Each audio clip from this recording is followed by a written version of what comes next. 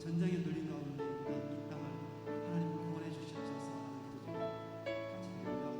두 번째로는 한기신회가 한적이시는 땅 끝으로 보내셔서 주님의 사랑을 전하는 복음의 전단지로 사용해 주시옵소서.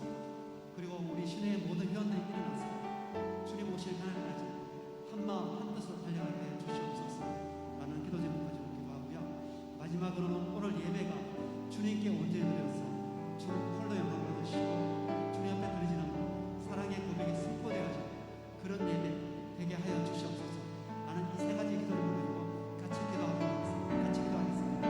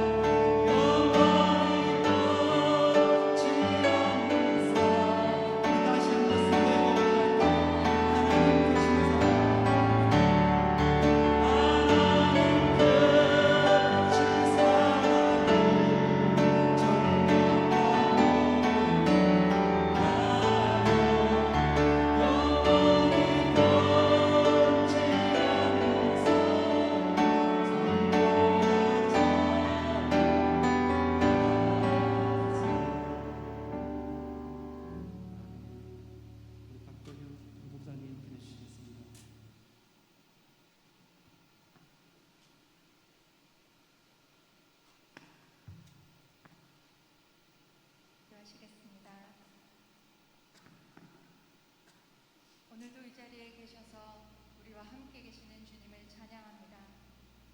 거룩하신 주님, 이 예배의 자리에 저희들의 생각과 마음을 내려놓고 주님께 나아갑니다.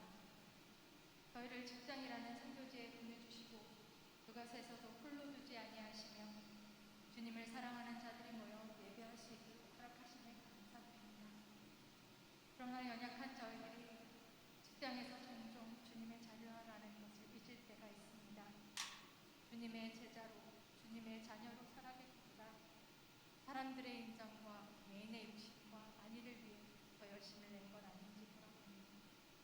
부러운 것이 있다면 주님의 불을 덮어주시고 용서하여 주시옵소서.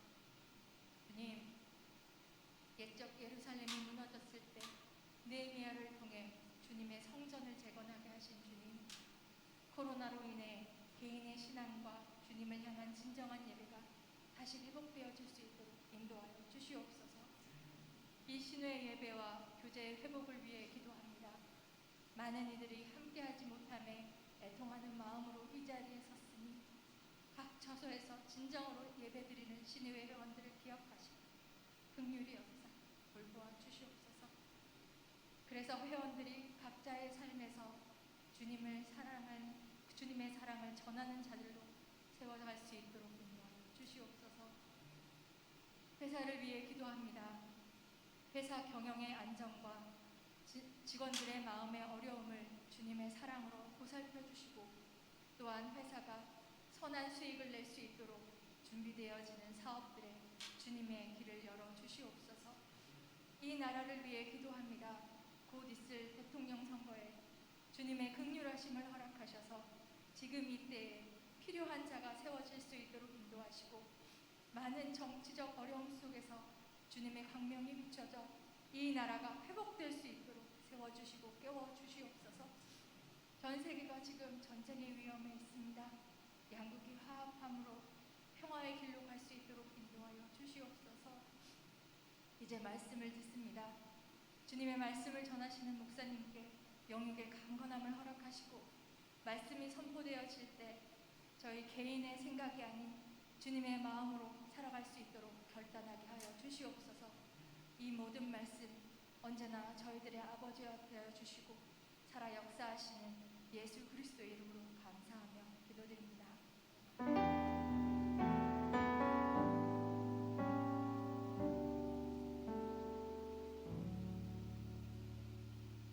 오늘 말씀은 출애굽기 1장 7절입니다. 출애굽기 1장 7절 봉독하겠습니다. 이스라엘 자손은 생육하고 불어나 번성하고 매우 강하여 온 땅에 가득하게 되었더라. 아멘.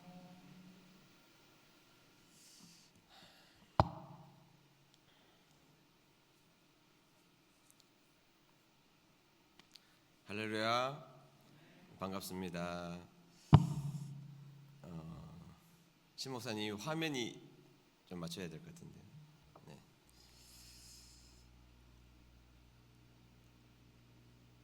네.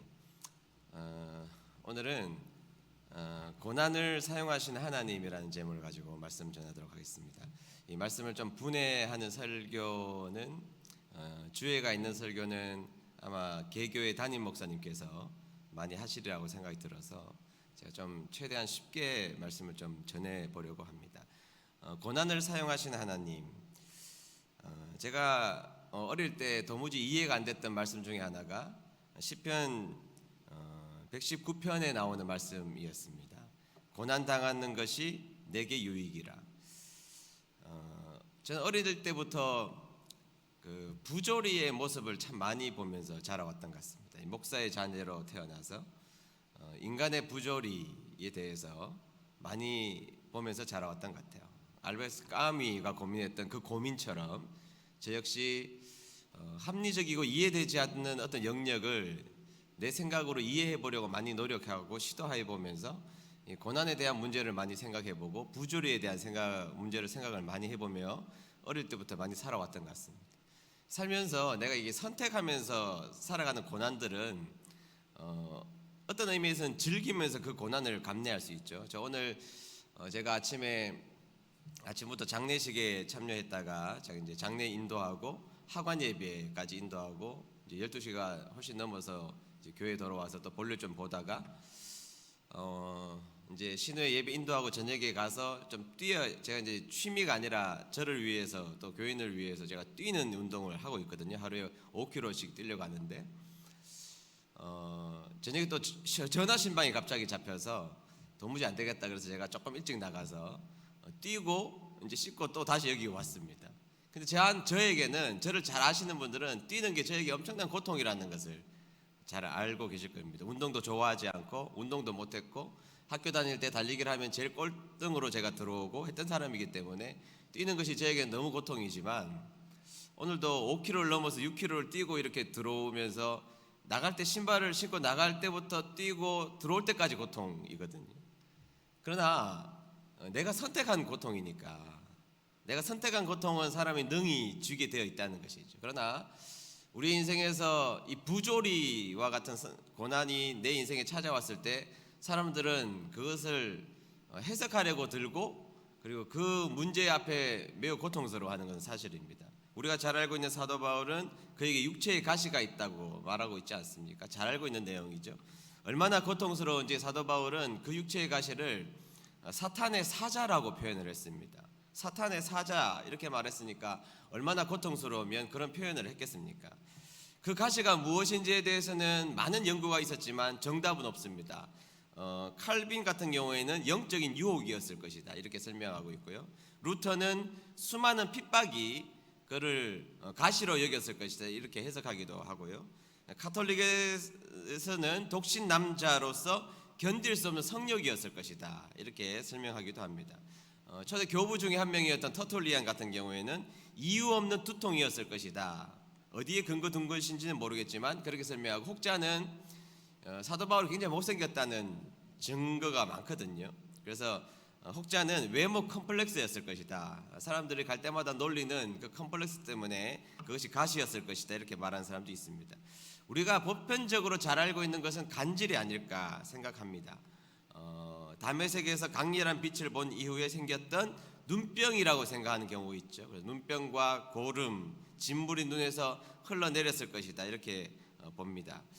무엇일지라도 여기에서 설명했던 그 무엇일지라도 그것은 매우 사도 바울을 고통스럽게 했다는 것이죠. 그래서 사도 바울이 3번이나 목숨을 걸고 기도했지만 하나님은 참 이해할 수 없는 말씀을 하시죠. 그 가시가 너에게 은혜다. 그렇게 말씀하시는 도무지 우리가 받아들이기도 어렵고 수용하기도 어려운 이야기를 했다는 것이죠. 그러면 하나님께서 그 가시가 너에게 은혜다 이렇게 말씀하셨다면 하나님이 그에게 남겨두신 가시가 그러면 유익하지 않을까? 우리는 이렇게 해석할 수 없는 사람들이지 않습니까? 하나님이 남겨두신 것이라면 그것은 유익한 것이다. 그 사람의 삶을 나쁜 방향으로 이끌어가고 있지 않다고 우리는 이해해야 한다는 것이죠. 기독교 역사에 보면 그런 일들이 참 많습니다. 영국의 위대한 전도자였던 요한 웨슬리가 아시잖아요. 요한 웨슬리 목사님을 아시는데 그분은 영국을 뒤집어 놓으신 분입니다. 연약한 공부도 많이 하시지 않은 분이었지만 전 유럽을 그리고 영국을 뒤집어 놓으신 분이시죠. 그런데 그에게는 아주 괴팍한 사모님이 있었다는 것입니다. 얼마나 괴팍했을까? 기록에 보면 웨슬리 목사님을 두들겨 팼다는 것입니다.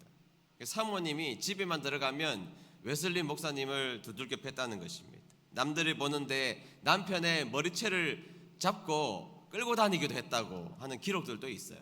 얼마나 고통스러운 일입니까? 땅바닥에 내팽개 치기도 하고 덩치가 좀 컸나 봐요 사모님이. 그래서 그런 아내가 구타하는 현장을 교인들도 보고 사람들도 보는 그 사이에서 맞는 것도 고통스럽지만 목사로서 그 자존심을 지켜나가는 것이 얼마나 힘들었을까 하는 생각이 들지 않습니까?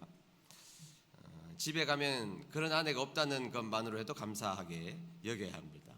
머리차를 잡고 다니는 아내가 있었다는 것이죠. 사람들 보는 데서 우리가 시쳇말로 갈구니까 자꾸 힘들게 하고 폭행하고 하니까 기가 막힌 것입니다. 요한 웨슬리 목사님에게는 이 사모님이 가시였던 것입니다. 매일 봐야 하는데 가시니까 이 목사님이 처음에 싸우기도 하고 그 아내의 성격을 바꾸려고 노력을 많이 했지만 그러나 목사로서 계속 싸울 수도 없고 그래서 이 요한 웨슬리 목사님의 고백에 의하면 이 사모님 때문에 자신이 온유해졌다 이런 표현을 합니다. 또 하나는 자꾸 집에서 사모님이 고통스럽게 하니까 밖으로 나가기 시작했다는 것이죠. 그래서 복음을 전하기 시작했습니다. 순회 설교자가 되어서 복음을 전하기 시작했는데요. 평생 설교를 몇 번 하셨느냐? 42,000번 하셨다는 기록이 있습니다.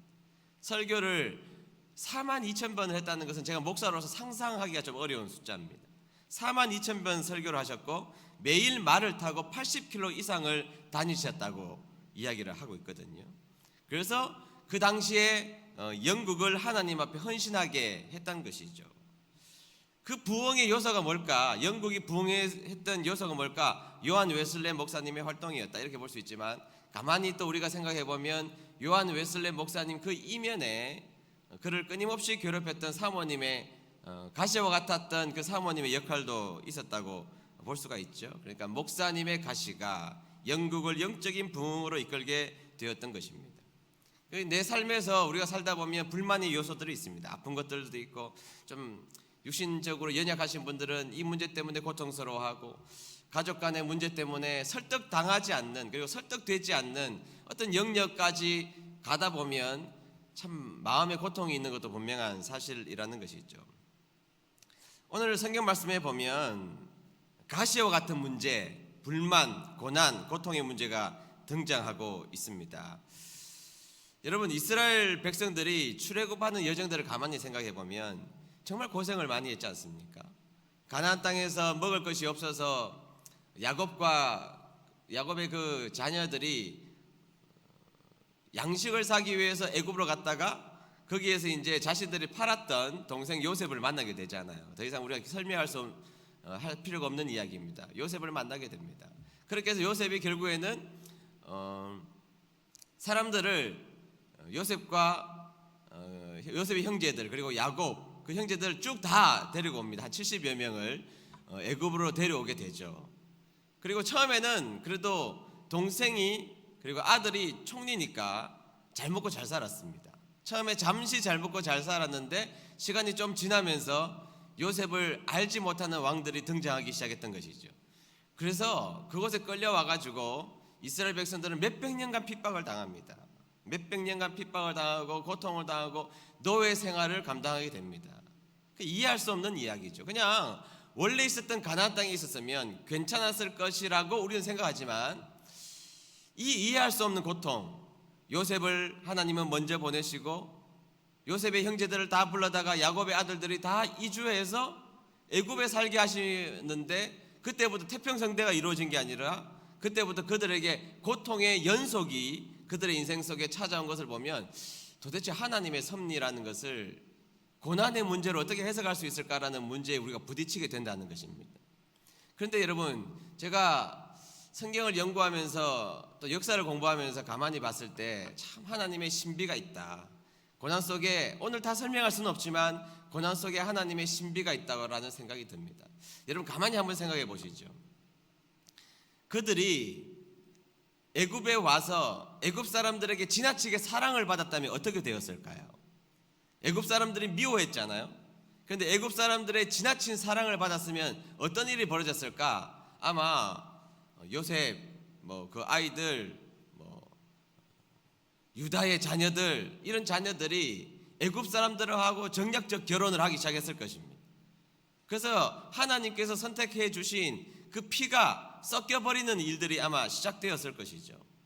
요셉과 그 가족들을 사람들이 심히 사랑하기 시작했다면 그들과 함께하기를 원했을 것이고 그들과 결혼하기를 원했을 것이고 그들을 사랑했다면 아마 이스라엘 백성들의 정체성이 완전히 사라져버리는, 다시 말하면 70여 명밖에 되지 않는 그 사람들은 애굽에 흡수가 되어서 역사 가운데 사라지게 되었을 것입니다. 그런데 이 미워함을 받는 그 고난으로 말미암아 하나님의 백성이라는 정체성을 몇백 년 동안 지키게 하셨던 것이죠. 고난으로 말미암아 그들의 정체성을 지키게 됐다는 것입니다.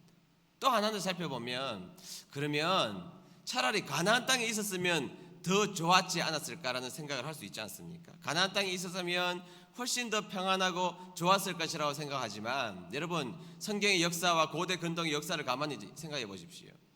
이스라엘 백성들은 한 가족에 불과합니다. 족장이죠. 야곱이 족장입니다. 가족의 그냥 대장 정도밖에 되지 않습니다. 70여 명이 그곳에 있었는데 사실은 그들이 있었던 가나안에는 7부족들이 있었지 않습니까? 그들은 호전적이라 가지고요, 싸우고 붙고 흩어지고 싸우고 붙고 흩어지고 싸우고 멸망당하고, 그리고 이쪽 편과 이쪽 편이 하나가 되기도 하고 떨어지기도 하고, 그런 일들을 몇백 년간 했습니다. 그래서 옛날부터 있었던 부족도 있었지만 없어진 부족들도 굉장히 많았고, 섞인 부족들도 많았고, 나뉘어진 부족들도 굉장히 많았습니다. 아마 이스라엘 백성들을 하나님께서 큰 민족으로 이루시겠다는 약속을 하셨는데, 그들을 가나안 땅에 가만히 두셨으면 그 대단한 7부족에 의하여서 아마 이스라엘 백성들 가운데 70명의 야곱의 자손들은 아마 뼈도 추리지 못했을 것입니다. 그러나 여러분, 하나님께서 그들을 애굽으로 옮기셨습니다. 애굽은 여러분 어떤 곳입니까? 애굽이라는 곳은 나일강이 하구에서 범람함으로 말미암아 매우 비옥한 옥토를 가지게 되었잖아요. 우리가 세계사를 공부하다 보면 나일강의 범람은 굉장히 규칙적이었습니다. 나일강은 딱 정확한 시기에 범람을 하여서, 근데 이 범람이라는 것은 그 옥토에 굉장한 자양분을 주지 않습니까? 그러니까 이 나일강의 규칙적 범람은 사람들에게 예측을 충분히 하는 범람이었기 때문에 그 범람으로 말미암아 이 나일강은 풍요로운 강이었다는 것입니다. 여러분, 위에는 지중해가 있습니다. 밑에는 뒤에는 사막이 있습니다. 나일강은 풍요롭게 합니다. 한쪽에는 홍해가 있습니다. 적들이 애굽으로 침범해 들어오기도 어렵습니다. 몇 번 침공을 당하지도 않습니다. 그러니까 이 애굽은 철저하게 물질적인 보호를 받고, 애굽 사람들이 비록 고통을 당하고 있지만 먹는 데에 별 문제가 없었습니다. 그들의 자손이 늘어나는 데 있어서 어려움이 없었다는 것이죠. 그래서 출애굽할 때 그들은 군인으로서의 장정만 60만 명이었다면 250만 명이라는 대단한 사람들이 이루어지게 되었던 것이죠. 그들은 고난당했습니다. 아팠습니다. 애굽에서 고생했습니다. 그러나 애굽에 그들이 있었기 때문에 철저하게 그들은 성장할 수 있었고, 인원이 증가할 수 있었고, 큰 민족이 될 수 있었고, 큰 민족을 이루어서 가나안 땅에 들어가서 살 수가 있었던 것입니다. 하나님이 애굽에 나일강 근처로 보내셔서 그들을 보호하셨다는 것입니다. 아니, 그러면 나일강 말고 메소포타미아로 보내면 어떨까 이렇게 생각할 수 있지만, 여러분, 이 메소포타미아라는 말 자체가 강사이라는 말이잖아요. 강사이라는 말인데, 그 강은 규칙적 범람이 아닙니다. 불규칙적 범람에 의해서 사람들이 불안했고 고통스럽고 혼란이 많이 있었던 것이 메소포타미아 지역이었던 것이죠. 그러니까 그들을 나일강이라는 지역으로 보내서, 애굽이라는 지역으로 보내서, 그들은 애굽 사람들에 의해서 미움받게 하셔서 혈통을 지키게 하시고, 풍요로운 자원을 통하여서 그들이 250만 명이라는 거대한 민족으로 하나님은 이루신 다음에 그들을 출애굽시키셔서 가나안 땅에 입성하게 되었다는 것입니다. 그들을 몇백 년간 고난당했을 때 그들은 그 고난을 해석할 수 없었을 것입니다. 도대체 우리는 왜 이렇게 미움을 당해야 돼? 하나님이 살아계시다면 우리에게 귀한 축복을 주셔야 되는데 왜 우리는 이런 고통 가운데 살아야만 돼? 그렇게 생각했지만, 그 속에 그들은 이해할 수 없을 때 하나님은 역사하셨고, 그들이 밤일 때 하나님은 그들을 보호해 주셨고, 깜깜한 터널을 지날 때 하나님은 그들에게 놀라운 축복으로 함께해 주셨던 것입니다. 제가 연구를 하면서 이 부분을 만나면서 저의 인생에 많은 고난이 해석이 좀 되기 시작했습니다. 여러분, 제가 여러분들 보기에 고생을 별로 안 한 것처럼 보이지 않습니까? 좀 동의를 해주셔야 감사할 텐데, 그래서 생각보다 고생을 많이 했습니다. 어릴 때부터 마음고생을 많이 했고, 여러 가지 문제 앞에서 고생을 참 많이 하면서 제가 말할 수 없는 고생을 참 인간적 배신 뭐 그런 것들뿐만 아니라 여러 가지 고생을 하면서 제가 지금까지 살아왔거든요. 그래서 제 인생에서 참 풀리지가 않았습니다. 특별히 열심히 산 것 같은데 너무 풀리지가 않아서 너무 고통스러웠습니다. 유학을 가려고 열심히 공부해서 토플 점수 그 당시에 570점 다 맞아놓고 입학 허가서 다 받아놨는데도 미국 비자 3번 거절당했습니다. 이거 뭐 다 이야기하자면 길지만 너무 일이 안 풀리는 거예요. 제가 미국 대사관에서는 거짓말장애가 되어 있더라고요. 평생 거짓말 별로 안 해보고 산 것 같은데 그렇게 저를 몰아가서 거짓말장애가 되어서 유학이라는 길도 포기가 당했고 여러 가지 제가 꿈꾸는 일들이 모조리 안 되는 여정들이 너무너무 많았습니다. 뭐 경제적 어려움뿐만 아니라 여러 가지 풀리지 않는 일들을 너무너무 많이 경험하면서 도대체 하나님이 주의 종 되겠다고 다짐했던 한 사람을 이렇게 비참하게 만드실까라는 고민들이 많았습니다. 그런데 저는 출애굽한 이스라엘 백성들을 이런 방식으로 고난의 광주리에 담아서 그들을 보호하시는 하나님의 놀라운 은혜를 마주 대하고 부조리 같았던 저의 인생이 많이 해석이 되기 시작했습니다. 여러분 그렇지 않습니까? 우리는 하나님에 대해서 하나님의 그 크심에 대해서 이해할 수 없어서 우리의 고난을 해석하지 못한다고 생각할 때가 많이 있습니다. 아니면 내 인생의 고난에 너무 집착해서 하나님의 크심을 바라보지 못할 때가 너무 많다는 것이죠. 그러나 그렇지 않습니다. 우리의 인생에 의미 없는 고난이 없고 내가 지고 가야 될 그 짐과 고난이 의미가 없었던 일은 한 번도 없었다는 것을 우리는 기억해야 한다는 것이죠. 이해할 수 없는 고난의 방법으로 이스라엘 백성들을 보호하셨던 하나님의 뜻, 그 뜻처럼 오늘날 이해할 수 없는 우리들의 삶 가운데 다가오시는 하나님의 은혜가 오늘도 여전히 있다는 사실이죠. 지금은 돌아가셨지만 한국의 대신학자로 인격적으로 고매하시고 목회적으로 성공하신 이상근 목사님의 이야기가 있습니다. 그 아드님이 누구냐면 연동교회 이성희 목사님이시죠. 연동교회 이성희 목사님도 훌륭하신 목사님이신데 그 아버지는 정말 훌륭하신 목사님입니다. 이 목사님은 성경 주석을 다 쓰신 위대한 신학자입니다. 그러니까 한국에서 성경 주석을 끝까지 쓰신 분이 몇 분 되지가 않아요. 그런데 이분은 성경 주석을 66권을 다 완벽하게 쓰신 끝까지 쓰신 위대한 신학자이시죠. 그런데 여러분 이상근 목사님은 16살 때 발에 병이 나기 시작했습니다.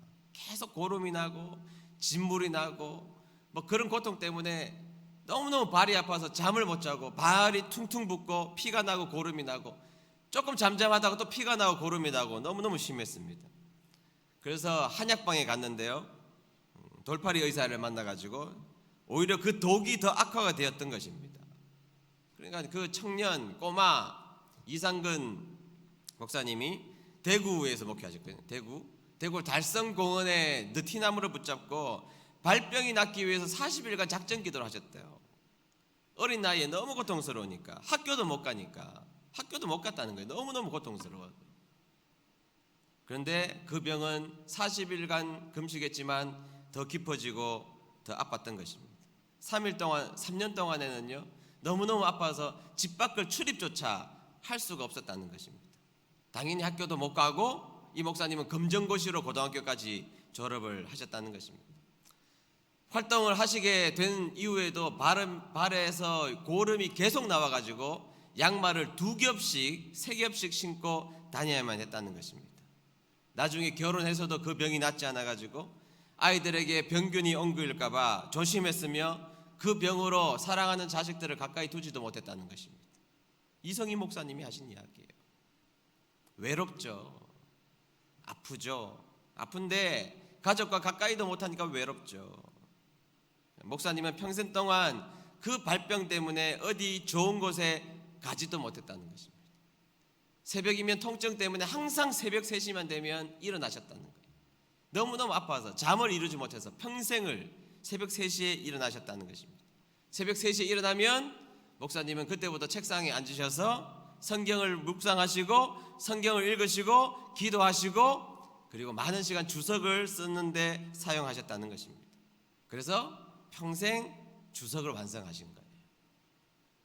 그런데 은퇴한 후에 한 의사가 목사님께 그렇게 이야기했다며, 목사님, 제가 목사님 발병 60년간 고생하셨는데 제가 한 번만 검사해보면 안 될까요?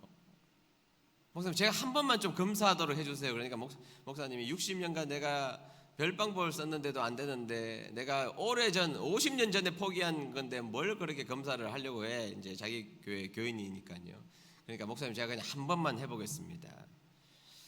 그런데 여러분, 이게 진단 기술이 발달했잖아요. CT, MRI 벌써 이런 것들이 옛날하고는 완전히 수준이 다르지 않습니까? 검사를 했더니요, 목사님 발에 1.5cm짜리 머리카락 같은 철사가 들어있더라는 겁니다. 옛날에는 그걸 발견을 못했던 거예요. 깊숙하게 16살 언저리에 놀다가 발에 얇은 철사가 들어간 거예요. 그게 끊임없이 목사님을 60년 이상 괴롭히게 되었던 것입니다. 그럼 여러분, 얼마나 속상한 일입니까? 60년 동안 그 별것 아닌 그 철사를 60년 전에 빼냈으면 그만일 것을, 그 철사가 60년의 목사님의 인생을 날아가 버리게 했던 것입니다. 그런데 이성환 목사님은 그 철사를 보시고 이렇게 말씀하셨습니다. 이 철사가 나에게 가시가 되어 60년 동안 나를 찔렀지만 60년간 찌른 이 가시는 나에게 베푸시는 하나님의 은혜였다. 이렇게 설명하세요. 아마 이성환 목사님에게 그 가시가 아니었다면 그 위대한 주석은 이 땅에 등장하지 않았을 것입니다. 여러분, 삶에 가시가 없으면 참 좋겠죠. 우리들의 소망은 가시가 없어지기를 간절히 바라는 것이 우리들의 소망이지만, 제가 성도님들을 만나보면 모든 성도님들 가운데 한두 가지씩의 가시들을 가지고 살아가고 계시더라고요. 그런데 그 가시를 이제는 어떻게 해석하느냐가 훨씬 더 중요한 문제가 아니겠습니까? 가시를 불평하고 원망하고 가시 때문에 못 살겠다라고 이야기하고 내 마음속에 불평이 튀어나오는 그 인생으로 살아갈 것인지, 아니면 가시를 통해서 내 인생에 일하시기로 작정하신 하나님의 은혜를 바라보며 살 것인지를 결정하는 것이죠. 여러분, 이 결정은 별것 아닌 것 같지만 내 인생을 보석으로 만들 수 있는지 아니면 시궁창으로 만들 수 있는지를 결정하는 중요한 출발점이 되리라고 생각합니다.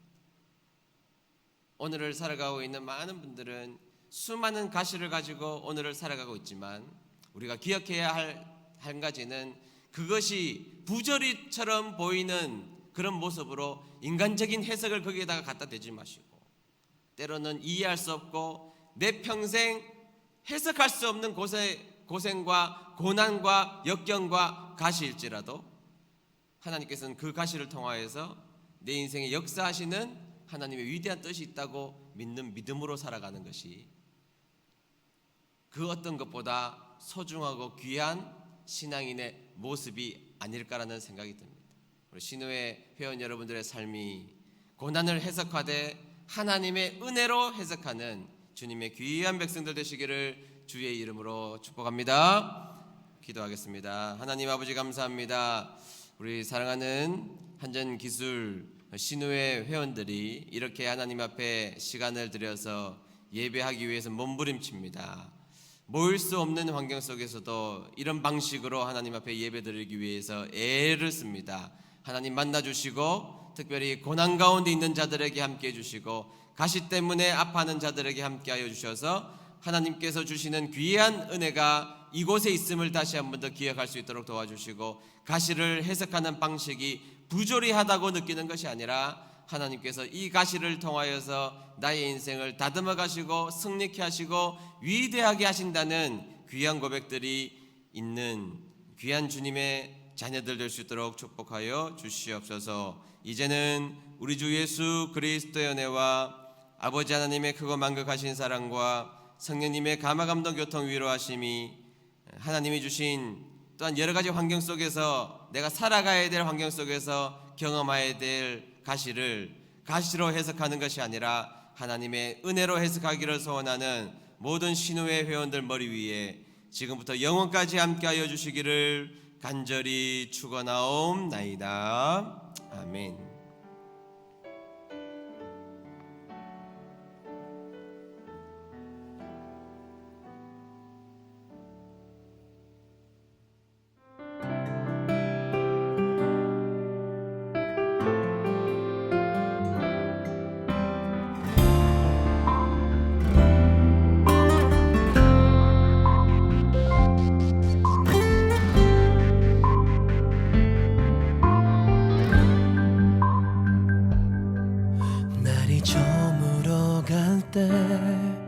빈들에서 걸을 때 그때가 하나님의 뜻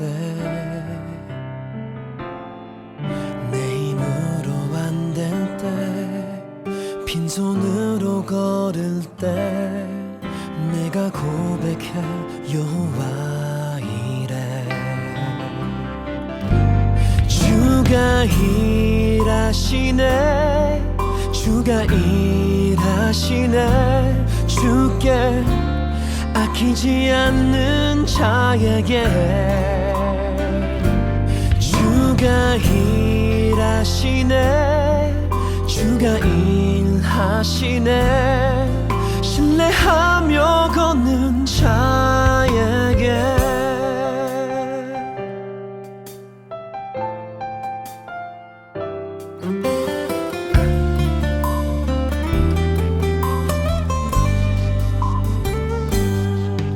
우리 모인 이곳에 주님 함께 계시네 누리네 아버지 은혜 적은 떡과 물고기 내 모든 걸 드릴 때 모두 고백해 여호와 이래 주가 일하시네 주가 일하시네 주께 아끼지 않는 자에게 주가 일하시네 주가 일하시네 신뢰하며 걷는 자에게